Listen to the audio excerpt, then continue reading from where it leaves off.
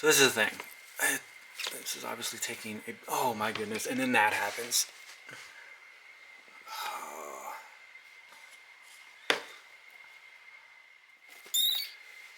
All right, welcome back everybody. Hopefully you are enjoying the week. I know it is super hot out in the Midwest and the South. So if you are in this heat wave, you are not alone. I am from the Cincinnati area in Ohio. So I know all about this heat wave that is going on. So I just want to talk to you guys a little bit about some concerns that I've been thinking about over the last couple days. And maybe you guys can help me out with some ideas on what to do. So if you're just here for the feeding, that's fine. It's not going to be anything glorified or crazy, since I do take the feedings pretty seriously when they're live. It's the death of an animal, so nothing will be glorified in that. But if you don't want to hear me talk, you can slide the bar over to where the feeding is.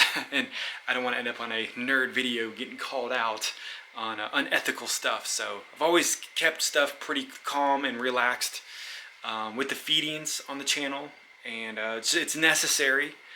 It's a sad necessity, but you know, the snakes have to eat, so it's just one thing that it's going to be. So if you don't like lives, then this probably isn't the video for you. But anyways, let's continue of what I was gonna say. And with the heat wave, so heat index in my area is like 105, 110 the last couple of days. So like I said, I'm right there with you guys if you're sweating.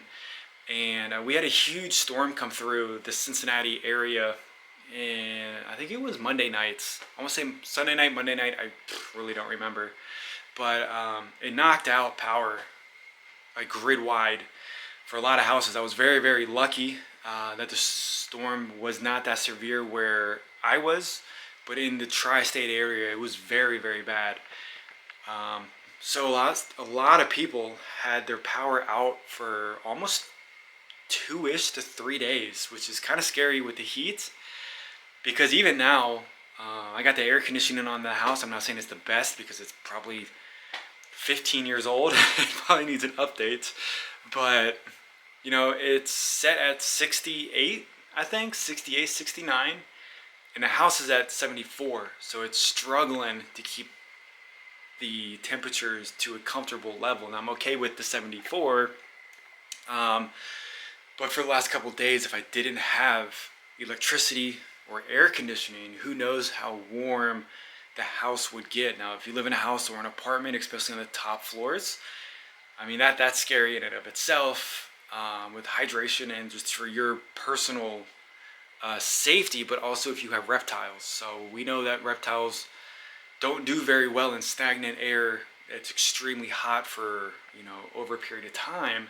And if the house or your apartment is getting 90-ish or more, I mean, that's kind of a dangerous area for the reptiles, and they could die or have brain damage that's not reversible, and then have a long hard life or die later on. So it just got me kind of thinking, because you always think about getting a generator in the wintertime when there's ice storms, when there's snowstorms, where you got to keep the house warm for your reptiles. And I've really never heard too many people talk about getting a generator in the summertime. So after what happened, I mean, it's tough to put a generator on the list of needs or wants, because it's kind of like it's not a gratification on a buy. Like, I know me and you will spend thousands of dollars on a reptile, thousands of dollars on a rack system.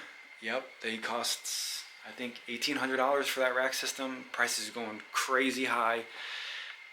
You know, $2,000, $3,000, $4,000 on a snake. Some people pay 10 grand on a snake, but anyways, that's not the point. But paying for a generator that's $2-3 grand that you may not use, it's going to be pushed in a closet. Then gas is expensive. But then it also got me thinking, because it's easy to hook a space heater that I run in the wintertime up to a generator, but what would you run in a snake room in the summertime?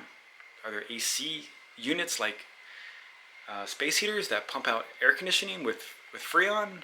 I don't know. Maybe a window unit, but if you don't have a window set up for that, then that could be an issue. So I don't know. Like maybe you guys could help me out with that. Give you some ideas on how to cool a room down with no air conditioning, or maybe even just get a generator to run some fans. That's, I mean, spend $3 grand on a generator just to blow around some air with a $25 fan. I don't like. I mean, if it's justified, if it's going to save a collection that's worth, you know, however much your collection is, a couple $100 even, or into the hundreds of thousands. I don't know. I don't know how you would cool a room down without air conditioning. I don't know. Maybe you guys help me out, but you know, that's just one thing that I really don't hear a topic about is needing a generator or needing to cool a room down in the summertime. It's always warming it up in the wintertime.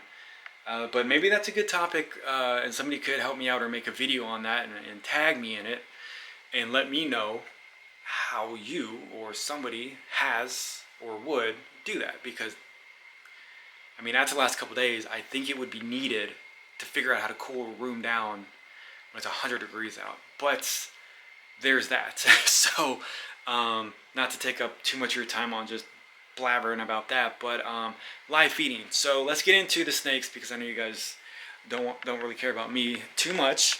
But let's talk about some of these snakes, and then we'll look at some of the snakes that we're feeding, and we'll talk to you guys about this. So I constantly see live feedings go bad, and I don't care how many people say there's no reason to feed ball pythons live at all. They will all eat frozen thawed, yada yada yada. That is not true at all. Some snakes do prefer live.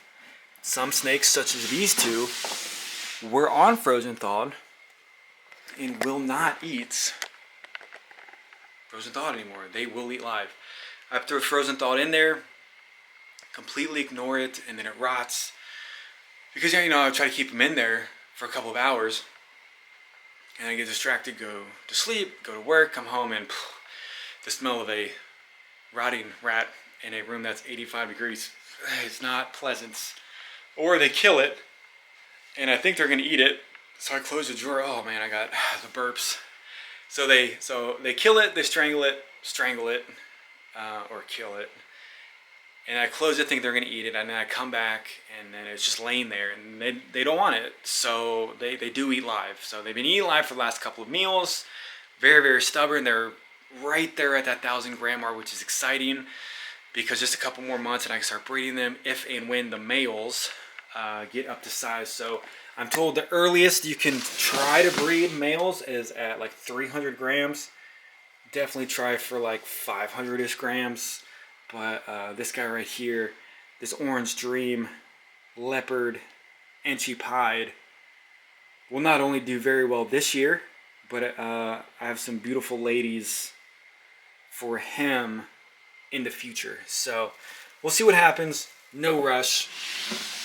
Not pumping these full of food just to get them to breed, because they are pets first and foremost. But I do see people constantly posting on Facebook and other places like, I left my rat in there. I came back like a day or two later and the rat ate the snake, or it chewed the snake's tail, or it chewed a hole in the snake, or it bites its head. All this crazy stuff. So snakes really can't feel pain, or what I've read. I'm not an expert on anything, but you know, the snakes can't feel pain like we do. So if a rat's biting on them, they really wouldn't know, which is kind of why, again, what I hear or read, which is not always true. So take this for a grain of salt anyways.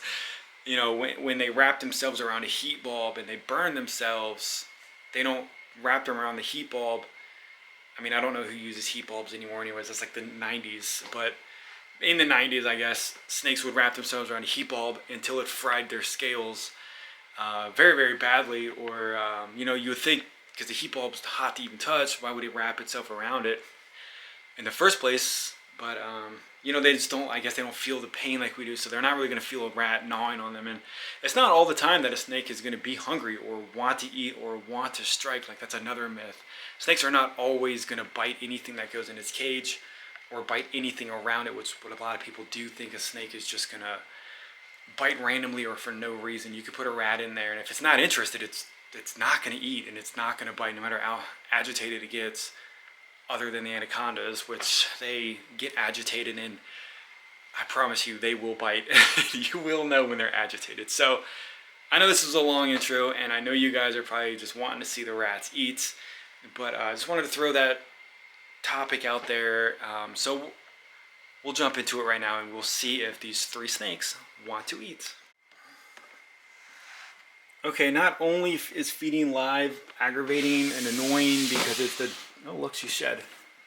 Black pastel pied, getting thick, looking hungry, fresh shed. So not only is it a death of an animal, and which is not something that I want to glorify, because it does suck to have an animal die. So I do have a couple different sizes here. This is going to go to the black pastel pied. That small one will go to the anaconda, and then this one over here will go to the other pied. So it's, I mean, it's a little dirty. I need to clean that up. They've been eating carrots and whatever else for the last couple of days and pooping. I cannot believe how much a rat poops. It's insane. Like, they're just pooping machines. So yeah, not only if you feed live, I don't breed, but I have to keep them alive. Like, I have to get a case for them, or a cage. I gotta give them water, food, bedding. I gotta make sure their health and well-being is okay, because again, it's a live animal, and they're kind of cute. So I don't know if that's the proper way to pick a rat up, but we'll just see if she does want to eat. And you know, like I said, if you don't like live, then this is not the video for you. But no glorification, nothing like that, because I know people are like super weird and not what this channel is about. But just giving you guys an update on what's going on. And so these are smallish. I mean, that thing kind of looks like a medium, but that one's been eating a lot the last couple of days, like a lot of carrots. Which I hope carrots are okay for a rat to eat. So okay, there we go, right there. And I am not prepared, so I do apologize. Okay, so the mouth is away from the body. So one of the main things is when they do strike and wrap, obviously the rat does not want to die. So the rat will scratch, which I haven't noticed any issues with the scratching with the nails, but the rats will bite. And so you have to be very, very careful that when they wrap, the rat cannot bite your snake, because it will do harm. So I normally have a pen or something to put between the teeth of the rat, so that does not happen. So be prepared for that if you feed live. You don't want any wounds to happen, just because, you know, that's I mean, not to go into, you know, one life over the next, but, you know, a $3 rat versus a $1,200 snake. I'm gonna protect the more expensive snake, even though it's a life for life. So we will get the next one out, and I know it does suck. So this is the one that has the most issues. And again, I don't have a pen. What am I doing? Oh, please don't bite her yet. Oh, makes me nervous. I still don't have a pen. Oh, here we go. We'll just use this. So when she bites, if she bites and if she wraps, hopefully we can be prepared. Come on over here, little mouse, or little rat, whoever you are. Like, I don't want the snake to get bit, because rats are notorious for biting. And I don't know why she's sniffing her like that. So, I don't know. Again, this is my problem child. She was such a good eater too. Like, she would eat frozen thawed non-stop. And somebody commented, because we pump them full of food. And I mean pump full of food, like give them on a week to 2 week schedule. When in the wild, they eat very randomly. You know, food might not come to them for a couple weeks at a time. So, you know, we might be throwing off their body a little bit by giving them food constantly. But we'll just see what happens. And I don't want her... Okay, there we go. And where's her mouth? Okay, so it looks like I can't do anything about that. So how she struck and she wrapped, she's got her, and I would not be doing this with a boa or the anaconda. So it looks like her mouth is between the coils right there. And so it's just kind of one of those things where it's like you hope everything is, there's her teeth right there. So it appears to be, yeah, there she goes. Alright, so everything's okay. Whew. There's a lot of things that can go wrong on feeding live. I don't recommend it. If you have to, you have to. And that's the only reason why I do this. I'd rather just thaw out a bunch of rats and everybody and everything is okay. So here's Oliver. We saw him on the last video. He's doing very well. And he sucks at eating. And hopefully he makes a liar out of me right now because, oh, looks like he might be. Oh yeah, I gotta get my little utensil. Because he does get agitated and he bites a lot.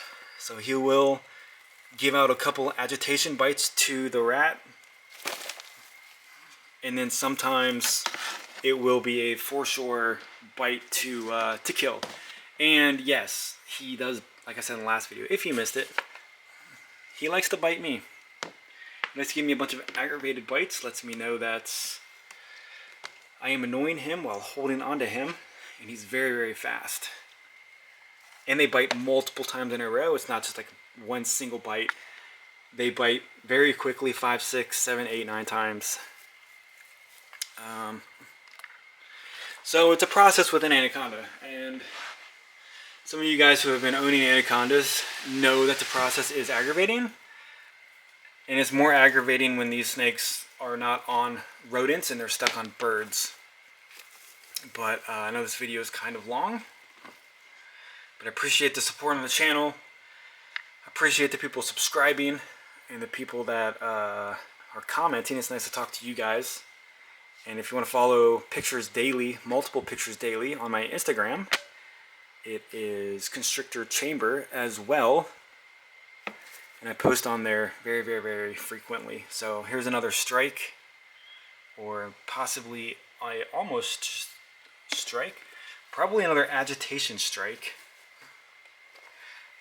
Anacondas will make you want to pull your hair out.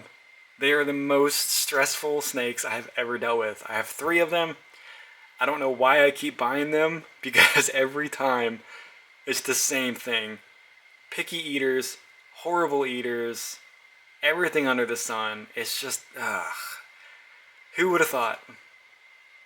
All the movies about them eating people, being ferocious, man-eaters, yada yada yada, and they are the worst snakes to have to eat. And this, I don't know, but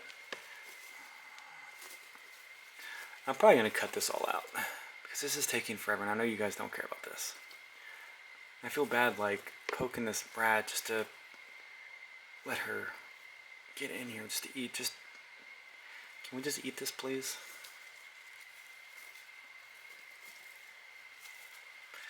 So this is the thing.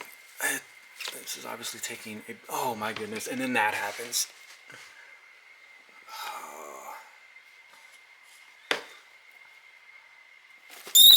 Okay, there we go. There we go, there we go, there we go. So, stressful. Not only are these anacondas stressful, the rats stressful as well. It's kind of hard to do this on video, but that is a solid, is that a solid rat? I can't see what's going on in there. It looks like you can see what's going on down there. It's a small rat, but their teeth can be sharp. So I hope everything's going okay down there.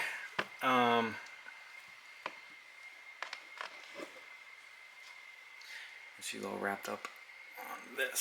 So there we go.